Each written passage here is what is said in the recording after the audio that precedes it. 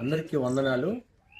తామర పుష్పాన్ని మనం చూసినప్పుడు అది వికసించగా చాలా తెల్లగా, ఎటువంటి మలినం లేకుండా, ఎక్కడ కూడా ఒక చిన్న మచ్చ కూడా లేకుండా చాలా స్వచ్ఛమైన తెలుపుతో అది వికసించడం మనం చూస్తాం.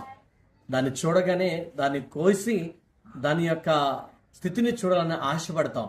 కానీ తామర పుష్పం యొక్క స్థితిగతులు మనం చూసినట్లయితే ఆ యొక్క నీటి అడుగు భాగములో చాలా బురదతోనూ, చెత్తతోనూ, ఆ యొక్క నాచుతోనూ, నీచుతోనూ చాలా ఇబ్బందికరమైనటువంటి పరిస్థితుల్లో ఆ యొక్క కింద బురదలో నుండి ఈ తామర పువ్వు పుట్టడం జరుగుతుంది. ఆ బురదని, ఆ నాచుని, ఆ నీచుని అది దాన్ని గ్రహిస్తూ దాన్ని తొలగించుకుంటూ అది వికసించడం మనం చూస్తాం. అది బయటకు వచ్చేసరికి చాలా తెల్లగా, పవిత్రంగా కనిపిస్తుంది.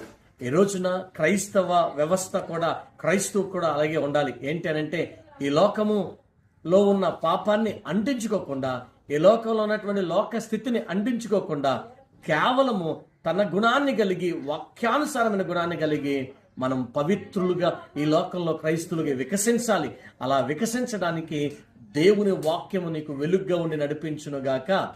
ఆమేన్.